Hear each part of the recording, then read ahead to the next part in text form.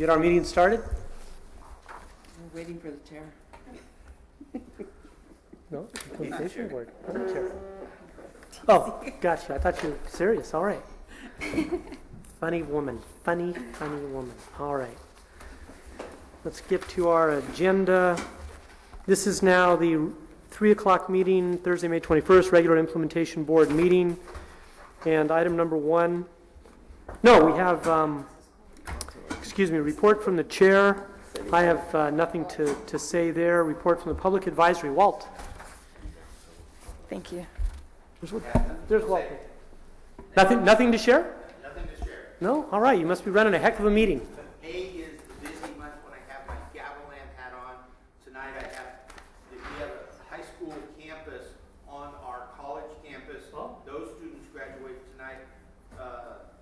Tomorrow night, the Gavilan students graduate. Wednesday night was a EOPS and CalWorks scholarship award tonight. So it's full of good things. Okay. All right, that's wonderful. Thank you very much. That's awesome. Absolutely. Public comments. We now have the opportunity for anyone wishing to speak about anything not on today's agenda. Does anybody wish to talk about anything not on today's agenda? Seeing none. We move on to item number 1, which is the participating special entity agreement with Gavilan. There you go. Joint Community College District for the Gavilan College Coyote Valley Campus Phase 1 project. Edmund, you're making the report. Please go ahead. Yes, thank you, Chairperson Wasserman. So the recommended action is adopt a resolution of the CEQA findings of the final EIR report dated August 2008 and the addendum to the final environmental impact report dated January 2015, prepared by the Gavilan Joint Community College District for the Gavilan College Coyote Campus project, Phase 1, the whole project, as completed in compliance with CEQA, reflects the Habitat Agent's independent judgment and analysis, and includes the adoption of mitigation, monitoring, and reporting program. The environmental impacts of the Gavilan College Campus Phase 1 project were addressed by the final EIR and the addendum to the final impact report approved by the Gavilan Joint Community College District. And the other action is adopt a resolution making positive findings and approving a PSE agreement with the Gavilan Joint Community College District for the Gavilan College Coyote Valley Campus Phase 1 project. And initially in October of last year, we rejected the Gavilan application because they were going to impact 12% of the total take allocated for the plan related to seasonal wetlands. So we have a very low cap for seasonal wetlands, 15 acres for 50 years, and this one project, a PSE project, was going to take 12% of that. So we initially denied their application because of that. There were a couple other issues also that we were uncomfortable with in meeting the conditions of the plan. And they amended their CEQA document to address our concerns and address the segmenting concerns we had. We wanted them to address the entire project, not just one individual phase, and Gavilan met all the conditions of the project, conditions 1 of the plan, conditions 1, 3, 10, 12, 15, and 17 of the plan were met. So they have followed sort of the spirit of the PSE process, and we are now here before you to recommend approval. Thank you. I'm going to have you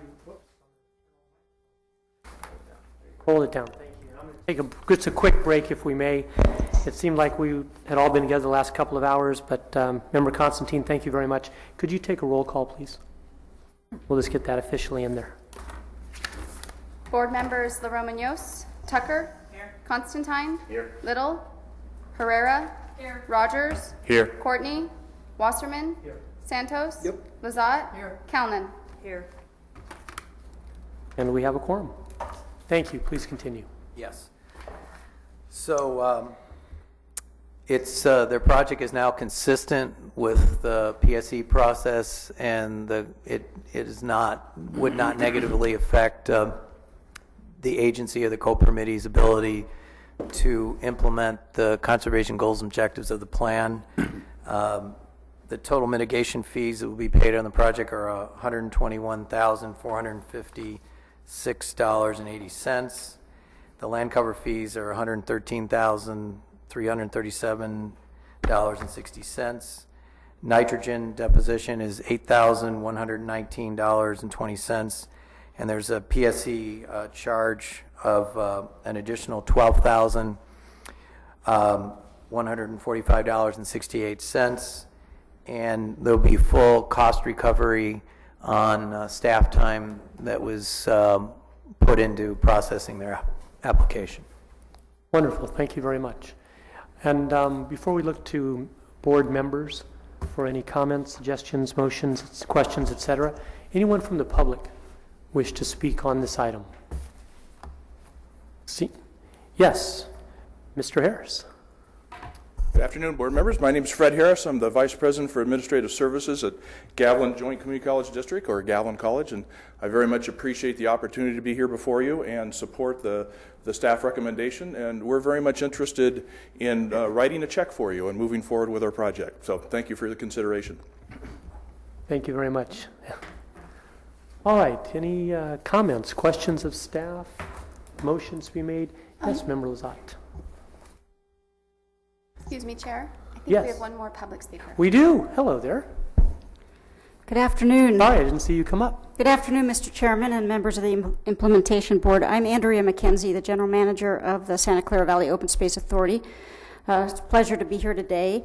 My reason for speaking on this item today is I just wanted to inform the Implementation Board that the Open Space Authority has been meeting recently with Gavilan College, including Fred Harris.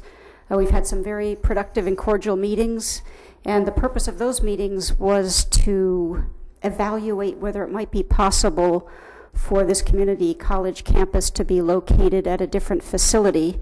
Given the interest here is for public law enforcement, and there's opportunities for collaboration in the region. We fully understand that Gavilan College has a bird in the hand. They have a property, they have a plan, they've been working and investing in this project for a number of years.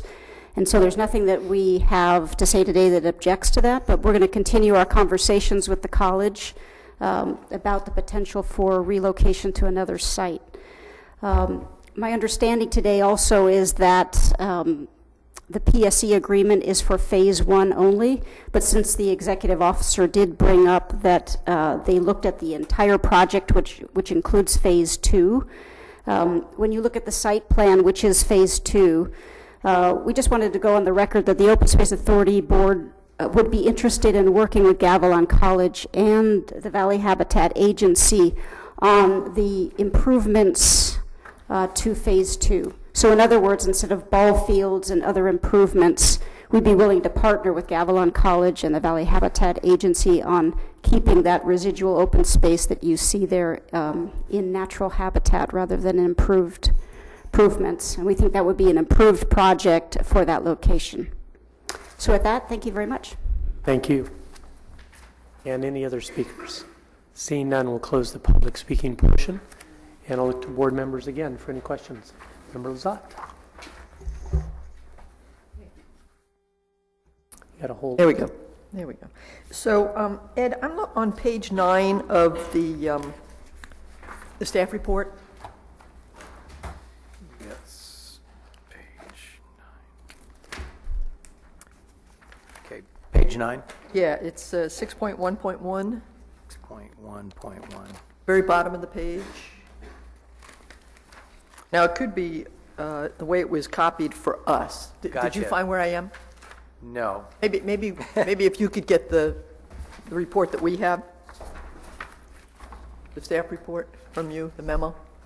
That's the page 9 that I'm looking at. Yeah. It's the second page 9 in our folders, Yeah, everyone. it's, I'm sorry, it is the second page 9. It's Yeah, Exhibit it's in the A, resolution. the participating special entity agreement. Sorry about that. Sure. Ninth page of the resolution. Ninth page of the resolution. Yeah, it's the PSE agreement, page 9. Okay. Yeah, sorry about that. Oh, that's okay. Yeah.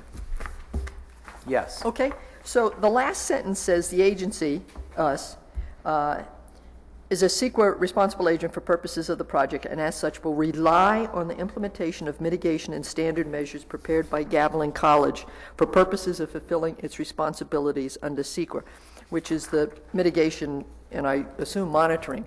So when it says rely on them, it's a little loosey-goosey for me. So who's really going to be in charge, the lead agency or the responsible agency, with regard to making sure that the mitigations and the monitoring actually happens? Because that's where things fall off the table. Yeah, the lead agent in this case. Would be Gavilan. Yes, Okay, correct. all right. So so that's what it means when it says we'll rely on them implementing? Okay. Yes. All right, all right. And then over on,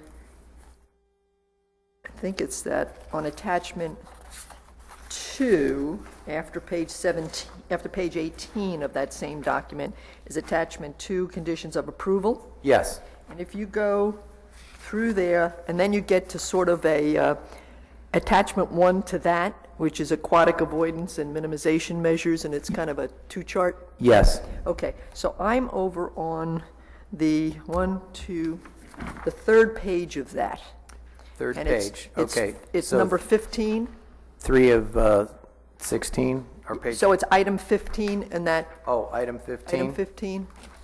Got it. Yes. Okay, and so my concern is that you've got all of these things that are avoidance and minimization measures, and yet it says, applies to the project, no. And the response is that no aquatic resources providing potential habitat will be impacted by the project. That to me is a conclusion based on the project not having been done, and particularly, you know, some of these things that are required to be done, relocating native fish that that may appear, and so for this box to be marked no, I would think that item 15 applies to the project, but it's anticipated that none will be impact. So restating that as you stated it, where yes. So that 15 would instead of the box being marked no, it should be marked yes. Okay. And then the response is that that no, we don't anticipate, basically, is what it's saying, will be Yes. impacted, but you Yes. don't know that until you start moving dirt. Correct. Or you get in there, so Yeah. that's why I think it should say yes. Gotcha. Yeah. Okay. Thank you, that's all the questions I have. Okay. And I don't see any objection. I see some nods of the heads to that. Yes, please. I have a question about, so the CEQA document covers all the phases, phase 1 and phase 2. Correct. The PS&E agreement covers phase 1. This particular agreement is phase 1, but they amended their CEQA document to avoid all impacts to wetlands. So therefore, future phases will not affect the seasonal wetlands. And they're working with, from what I understand, they're working with the U.S. Army Corps to have some of those features sort of delineated, if there's such a word. So the wetlands that are currently out there, there's question whether they're even wetlands. And there's Rick Hopkins is here from Live Oak, who could probably explain a little bit more about the wetland delineation. But from what I've been told is that the document was amended for they'll avoid all impacts to seasonal wetlands. So if phase 2 ever comes in and there's a question that it might not, but if it does, they are avoiding all impacts to the seasonal wetlands, and the only waters of the U.S. impact is a small culvert crossing. Under phase 2. Under phase 2. And phase 2 would come to the board. Exactly. Separate action. Separate action, yes. Obviously, but I just want to be clear, because I know phase 2, I've heard, is a little controversial, perhaps, for some, Yes, Okay, correct. okay, Yes, thanks. you're welcome. Any other comments? Anyone wishing to make a motion? Seeing none, I'll Member move to Tucker. approve. thank you. Thank you. We have a motion to approve, and we have a second. Looking for any further discussion? Seeing none, all in favor say aye. Excuse me. What? Right there before the hammer came down. Question for council. Since this is a resolution regarding CEQA, do we not need a roll call? No, it doesn't need a roll call. Specific findings? You're saying we don't? That's Well, we don't need a roll call. I mean, roll call vote? no, Okay. there's no requirement for a roll call vote. Okay. I mean, we'll figure out if everybody doesn't vote the same way, but we don't have to go through the roll call. Okay. All right, so seeing no further discussion, I'll call for the vote. All in favor say aye. Aye. Opposed? None. That passes unanimously. Thank you very much. That was item number 1. We now move on to item number 2, which is the review draft of 2015-16 Habitat Agency budget. Let me just switch over to 2. And Mr. Sullivan, I'm just guessing you're going to make this report. Yes, I was There just... you go. Yes, so basically, I didn't know that I was pleased to see as many implementation board members at the workshop today. Very responsible Yes, group. I was like, this is fantastic. Yes. So this was just for information item only for the board members who wouldn't have been able to attend the workshop. And since it was unanimous that you all were there, it was just to provide a copy of this as a courtesy, and if an implementation board member wanted to contact me or send an email to me about comments about the budget. So it's so since you were all there, I think we're good. Good, I agree with you. And seeing anyone from the public wishing to speak to this item. I do have a Mr. card. Muirhead, yes.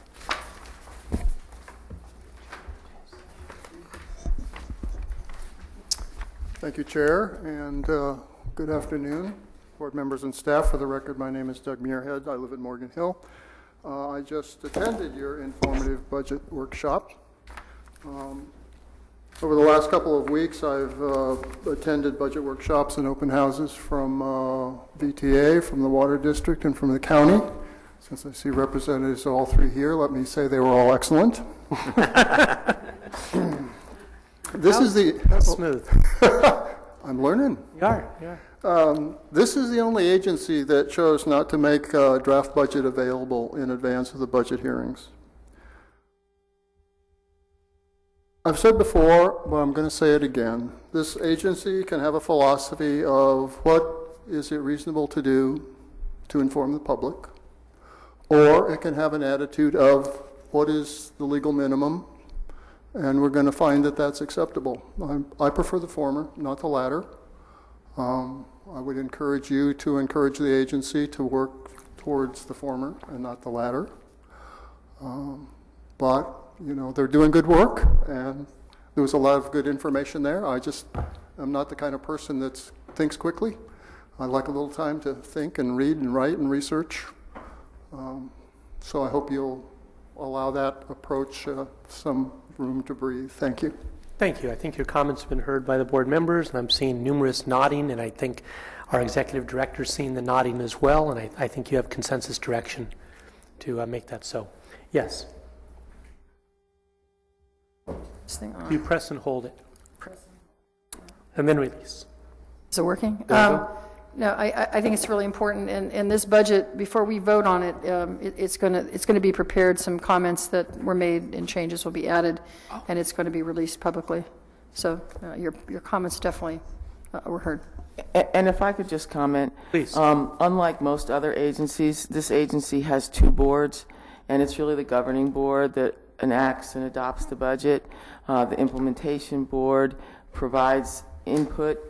One of the reasons for having the workshop was so that the executive officer could get your input and take that and refine it before he proceeded to the governing board. So this situation is a little bit different from the other agencies, and certainly between now and the time that the matter comes before the governing board, there will be ample dissemination of the budget material and information, but it really did seem to be premature to release it prior to the workshop, which is not really a public hearing, it's a workshop for the purposes of getting the input.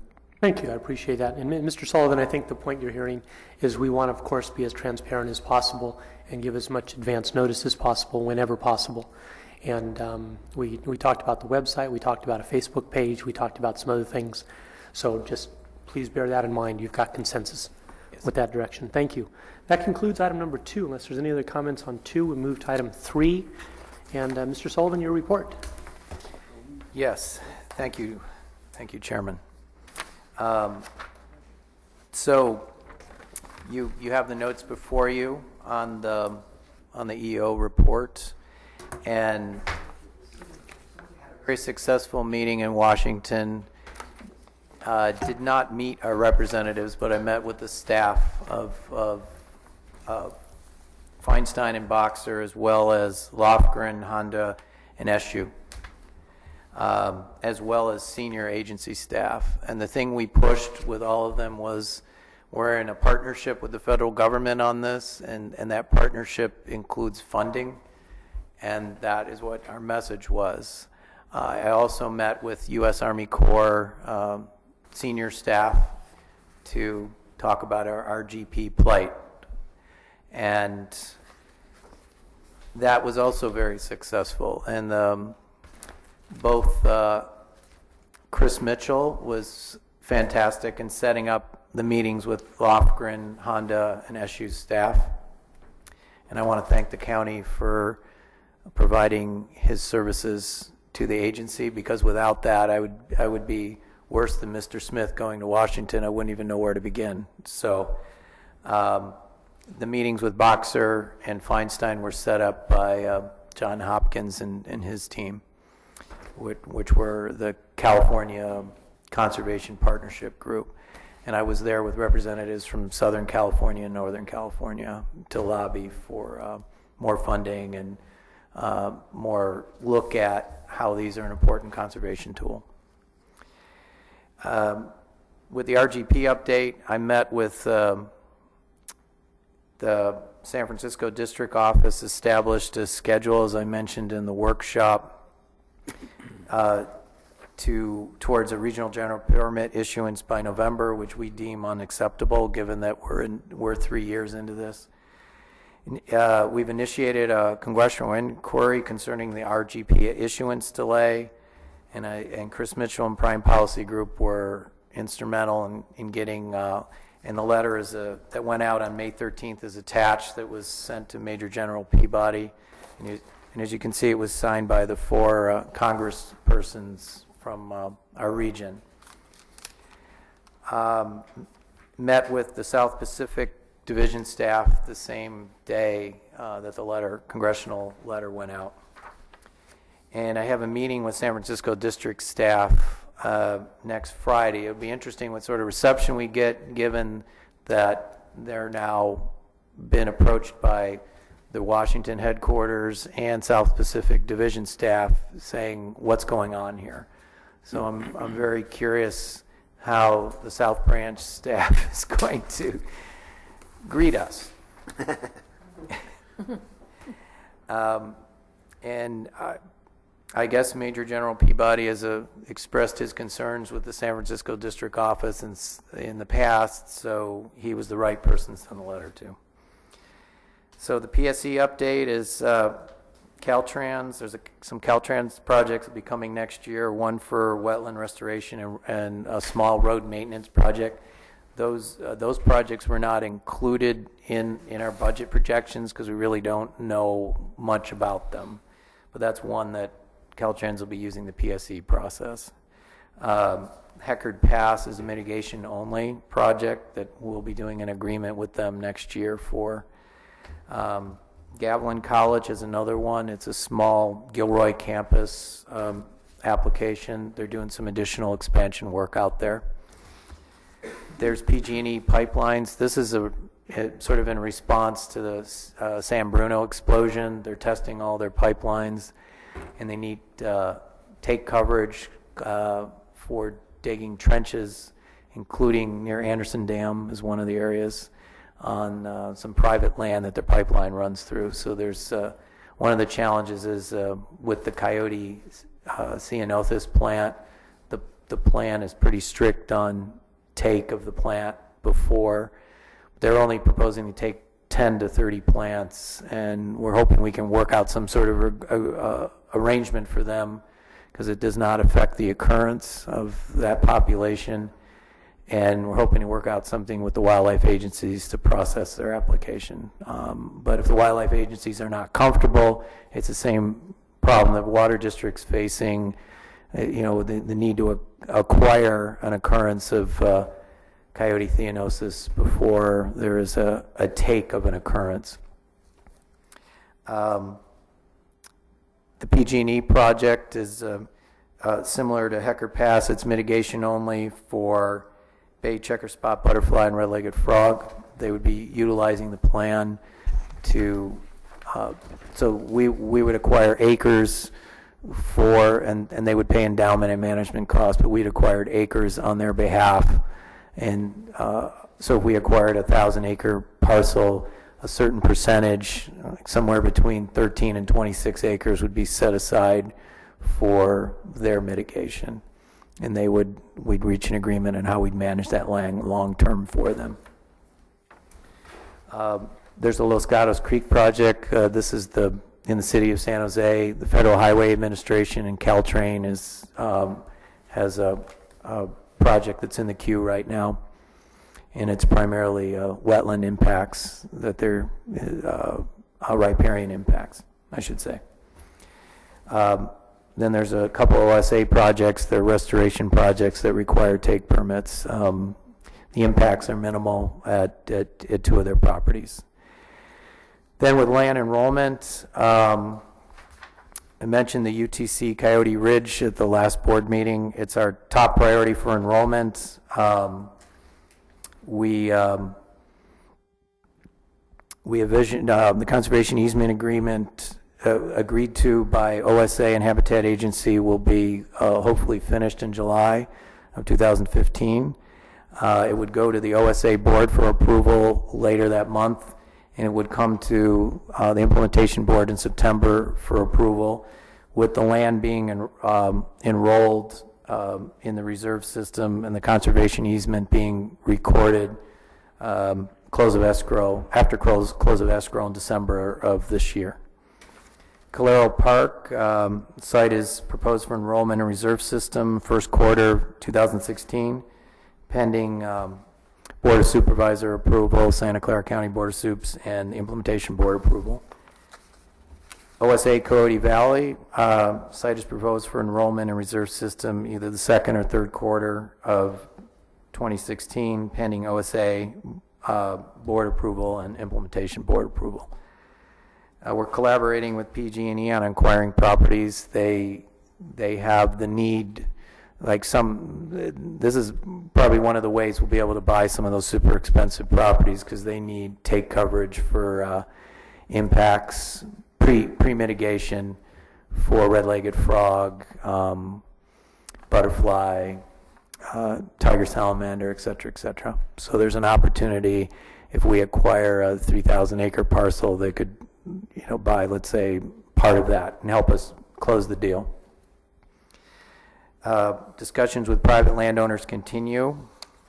We've gotten some interested parties, 2 of which I'll be discussing in closed session. Habitat Agency will be submitting a Section 6 grant, and the application is due October, November, sometime that time frame, for those private lands we hope to acquire. Reserve land management monitoring plan for reserve system lands is in progress. Working with the city of San Jose and a management agreement for their regional wastewater facility for burrowing owl lands. We've been meeting with the environmental services group to do something exactly like we did at Down Edwards. Initiating 3 RFQ processes for on-call consultant services. We released an RFP for the wetland restoration design. Tomorrow the RFP is due and will be coming to the board in July to approve a contract for consulting services to do the restoration work at Clara. We have a draft of the public lands and lieu policy. I'm expecting it to be complete soon. It's got to go through our internal process of approval with the co-permittees and the TAC, and so after that, we'll be bringing it here for approval. In the final stages of the conditions implementation guide, and this was a document that the co-permittees were very instrumental in creating, and Rob Eastwood at the county took the lead on it, and we're really close to finishing it. And given the workload of the co-permittees now, because of the economy and the planning departments being sort of at capacity, we're going to take the ball and finish the document. But the co-permittees, this was a co-permittee creation. They did a great job on it. And we will begin a recruitment process for a senior staff position in June, and the Black Mountain financial accounting and tracking system integration will be completed in August. And that's it. Thank you for that report. I think I am on. Any questions? Yes, sir. Thank you, Ed, for a very comprehensive report. You have a lot of activities going on, so I've got a couple of questions for you. One in particular, the process for hiring a senior staff position. Have you thought about or contemplating the division of responsibilities that individual would take up from you or be able to help assist in? Yes. Could you provide just a little bit of background, Yes. what you're looking for? Yes. So that person would become the lead for the restoration work group, even though that's fun to be involved with. It's time I can't really dedicate to it. They would be the lead for the land enrollment process. They might be the initial point of contact with landowners who are interested in potentially selling us their land. I have a good way with landowners, so I still feel I need to be involved with that. But the person that I envision hiring is going to be somebody who understands diplomacy and good communication skills. So somebody who also has some sort of planning background. So they would be working with the implementation committee instead of me. They would do the agendas for the implementation committee and the TAC. I may not attend as many TAC meetings. They would also take over the PSE process. Right now it's difficult. We got ICF, who does a good job, but they're out of San Francisco and Sacramento, and I need somebody to understand government processes and understand CEQA and how it fits in with sort of like a development process that all the local planning agencies do. So I want someone I can really trust and take that over. They would also support me, and if the concern was if something happened to me, so I want somebody who understands the plan, and if I leave or something happens to me, that they could step in on an interim basis and run the agency in my absence, and certainly back up for vacation and those sort of things. So that's just sort of tentatively what I've been thinking, and there might be other tasks that come up too. Because on a separate note, I see one task that you brought to light was that you're in the final states of completing the conditions of implementation guide for covered activities, and obviously that was a co-permittee driven document. But as you say, there's going to be it's going to be a new way of how to look at how we conduct our business at the co-permittee level for all the different jurisdictions. Do you have a sense of a timeline where you plan on bringing that to the implementation board so that we can have a full understanding of how that's going to impact the day-to-day lives when we're not wearing our HCA hats? Yes. Yeah, I would like to get it to the implementation board either in July or September. Yeah. And I've told ICF it's a high priority to finish it.